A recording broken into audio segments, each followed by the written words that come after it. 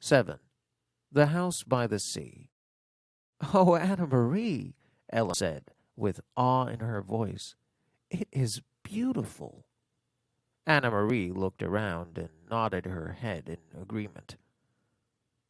The house and the meadows that surrounded it were so much a part of her childhood, a part of her life, that she didn't often look at them with fresh eyes. But now she did, seeing Ellen's pleasure, and it was true. They were beautiful. The little red-roofed farmhouse was very old, its chimney crooked, and even the small shuttered windows tilted at angles. A bird's nest, wispy with straw, was half hidden in the corner where the roof met the wall above a bedroom window. Nearby, a gnarled tree was still speckled with a few apples now long past ripe.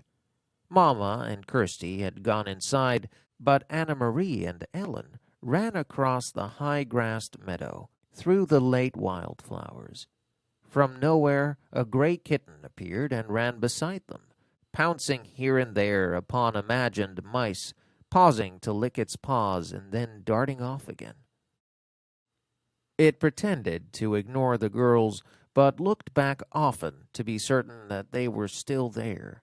Apparently pleased to have playmates, the meadow ended at the sea, and the gray water licked there at damp brown grass, flattened by the wind and bordered by smooth, heavy stones.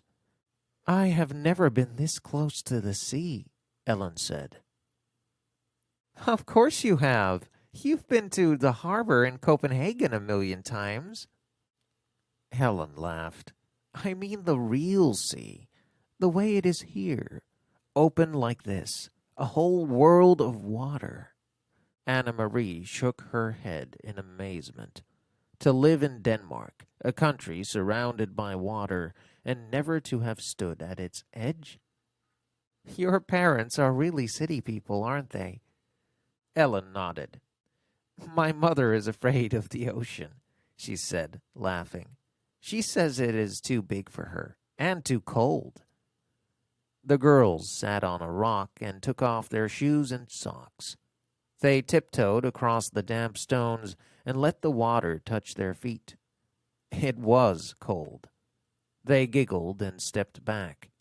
Annemarie leaned down and picked up a brown leaf that floated back and forth with the movement of the water. "Look," she said, "this leaf may have come from a tree in Sweden. It could have blown from a tree into the sea and floated all the way across. See over there?" she said, pointing. "See the land, way across there? That's Sweden." Ellen cupped one hand over her eyes and looked across the water at the misty shoreline that was another country. "It's not so very far," she said. "Maybe," Annemarie suggested. "Standing over there are two girls just our age, looking across and saying, 'That's Denmark.'" They squinted into the hazy distance, as if they might see Swedish children standing there and looking back. But it was too far. They saw only the hazy strip of land and two small boats bobbing up and down in the gray ruffles of separating water. "I wonder if one of those is your Uncle Henrik's boat," Ellen said. "Maybe. I can't tell. They're too far away." "Uncle Henrik's boat is named the Ingeborg," she told Ellen, "for Mama." Ellen looked around. "Does he keep it right here? Does he tie it up so that it won't float away?" Annemarie laughed.